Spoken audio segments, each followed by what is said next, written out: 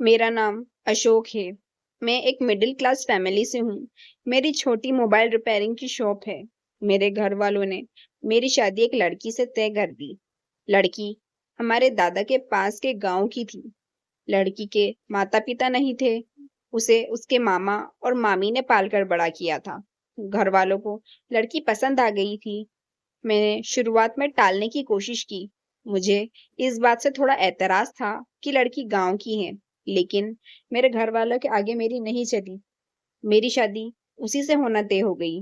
शादी तय होने पर जब मैंने उससे बात की, तो मुझे उसका स्वभाव पता चला। वो बहुत कम बोलती थी। जितना मैं पूछता, बस हाँ या ना में ही जवाब देती। मैंने कई बार पूछा कि तुम इतना ही बोलती हो या मेरे सामने शर्मा रही हो। फिर उसकी तरफ से वही चुप्पी होती। उसके मामा और मामी भी कहते हैं कि हमारी लड़की बहुत सीधी और कम बोलती है। मुझे भी उसकी ये बात धीरे धीरे पसंद आने लगी। हमारी शादी करवा दी गई। शादी अच्छे से हो गई थी। शादी के बाद सुहागरात का समय आ गया। मैं अब अपने जीवन की एक नई शुरुआत करने जा रहा था, जिसके लिए मैंने मन में कई विचार थे। इतने दिनों तक बात करने पर उसका स्वभाव समझ गया था, इसलिए मैं जानता था कि मुझे क्या करना है। मैंने उससे पहले बात की।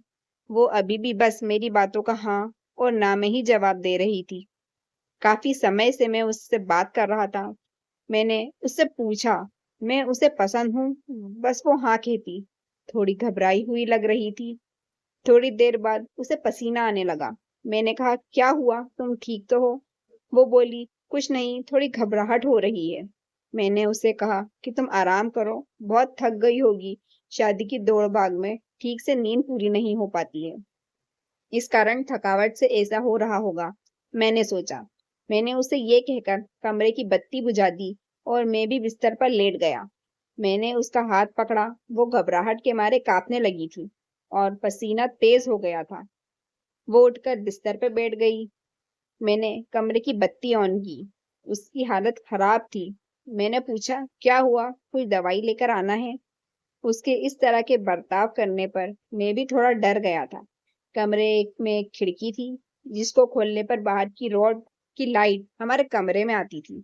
वो खिड़की के पास हवा लेने को खड़ी हो गई।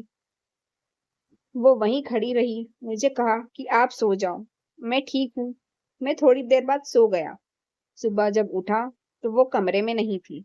वो घर का काम कर रही थी।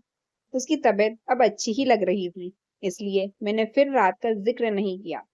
अगली रात फिर मैं कमरे में गया तो उसने पहले ही खिड़की को खोल रखा था। मैंने उससे पूछा, अब ठीक हो? उसने सिर्फ सर हिलाकर जवाब दिया। कमरे में आते ही उसका चेहरा बदलने लगता है। एक अजीब सी घबराहट उसके चेहरे पर आ जाती थी। उससे कुछ पूछता, वो कहीं और ही दिखती, कुछ ही सोचती रहती। उस रात भी मैंने कहा कि तुम्हारी तबीयत ठीक नहीं लग रही, तुम आराम करो। मैंने फिर कमरे की बत्ती बुझाई और बेड की ओर आया तो उसने खिड़की खोल ली और उसके पास खड़ी हो गई। मैंने अब उससे कुछ नहीं कहा। मैं अपने बेड पर सो गया। मुझे अब लगने लगा कि सब कुछ ठीक नहीं है। कुछ बात है जो यहाँ छिपी रही है। रात में घबराने वाली लड़की सुबह ठीक लगती थी। सुबह उसके चेहरे पर कोई घबराहट नहीं होती। शाम को 8 बजे मैं खाना खा रहा था। अंधेरा हो गया था। मम्मी ने उसे कहा कि छत पर से कपड़े लाना भूल गई, तू ले आ। वो कपड़े लाने सीढ़ियों पर छत पे गई, लेकिन करीब आधा घंटा हो गया और वो नीचे नहीं आई। मम्मी ने नीचे से आवाज भी लगाई, लेकिन वो नहीं आई। मेरे खाने के बाद मम्मी ने मुझे कहा कि जा, तू देख कर आ। मैं सीढ़ियों पर गया तो वो सीढ़ियों पर ही बैठी रही और उसके चेहरे पर वही घबराहट। मैंने सीढ़ियों की लाइट ऑन की। लाइट ऑन होते ही जैसे वो नींद से जाग गई हो। मैंने उसे पूछा कि तुम यहाँ क्यों बैठी हो? वो कुछ नहीं बोली। उसके माथे पर रात जैसा ही पसीना था। वो वहां से चली। अब मैं समझ गया था कि क्या बात है, लेकिन उसकी वजह मुझे नहीं मालूम थी। उस रात मैं कमरे में गया और जाते ही मैंने सबसे पहले अपने कमरे की खिड़की को बंद किया। वो वही कमरे की तरह रोज घबराई सी थी, पर आज मैंने कुछ और ही सोच रखा था। थोड़ी देर बाद मैंने कमरे की बत्ती बंद की और मैं बत्ती बंद करके उसके पास गया। मैंने जैसे ही उसे हाथ लगाया तो वो थोड़ा कांप रही थी। रोज की तरह पसीना छूटने लगा। अब मैंने उसका हाथ और जोर से पकड़ा, लेकिन कांपना और पसीना बहना चलता रहा। तब मैंने उससे कहा कि क्या हुआ, तुम ठीक हो? वो अचानक बोली, मेरी तबीयत बिगड़ रही है। मैंने बत्ती चालू करके उसे पानी दिया।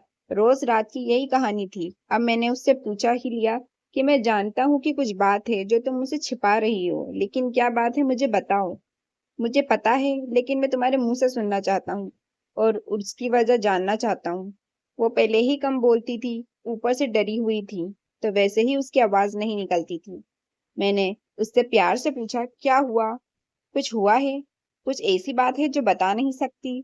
वो चुप रही। मैंने गुस्से में कहा, ठीक है, कल तुम्हारे मामा से बात करता हूँ। मामा का नाम लेते ही वो घबरा गई और बोली, नहीं, मामा से बात मत पूछना। तब उसने बचपन की एक ऐसी घटना के बारे में बताया जो इन सब बातों की जड़ थी। उसने कहा कि मेरे मामा के यहाँ पली बड़ी हूँ। मेरा भाई और हम एक बचपन में खेल रहे थे और खेलते वक्त हमारे घर में कबाड़ में छिप गई। मेरे भाई और मम्मी को ये पता नहीं था। उसी समय जब भाई बाहर दौड़ा मुझे ढूंढने के लिए, तो वो गिर गया। मम्मी उसे लेकर पास के अस्पताल गई। उसका पैर टूट गया था। उसके पहले वो पैसे लेने अंदर आई तो कबाड़ का दरवाजा बाहर से लगा गई। मैंने तब भी कुछ नहीं कहा, मैं छिपी रही। बाहर क्या हुआ था इसका मुझे पता नहीं था। थोड़ी देर बाद जब मुझे घबराहट हुई तो मैंने बाहर आना चाहा, लेकिन दरवाजा बाहर से बंद था। मैंने बहुत कोशिश की, चिल्लाई, लेकिन घर में कोई नहीं था। मैं बहुत डर गई। उन्हें आने के करीब 3 घंटे लग गए। मैं उस कबाड़ में 3 घंटे बंद थी। उसके बाद उनके आने के बाद भी मैं उन्हें नहीं दिखी तो मामी ने मुझे ढूंढने लगी। तब मैं अंदर पसीने और घबराहट के मारे बेहाल थी। मामी को आवाज पर मैं फिर से जोर जोर से दरवाजा बजाने लगी, तो मामी ने मुझे बाहर निकाला। मैं जब बाहर निकली तो कांप रही थी। मुझे लगने लगा था कि मैं उस कबाड़ के बाहर जाऊंगी या नहीं। आज भी अंधेरा मुझे उन दिनों की तरह डराता है। कबाड़ पुराना था, इसलिए कहीं कहीं से थोड़ा टूटा था, जिससे मुझे सांस लेने में कोई प्रॉब्लम नहीं हो रही थी। बाहर क्या हुआ था इसका मुझे पता नहीं था। मैं जब बाहर आई तो मुझे पता चला कि मैं इतने समय तक अंदर क्यों बंद थी। उस दिन से मुझे अंधेरे से डर लगता है। मुझे पसीना और घबराहट होने लगती है। मामी ने ये बात मामा को नहीं बताई थी, नहीं तो वो मुझे और भाई दोनों को पीटते। मुझे नहीं पता था कि अब ये कब तक मुझे परेशान करेगा, लेकिन मामी को ये पता है, इसलिए वो मेरा ध्यान रखती हैं।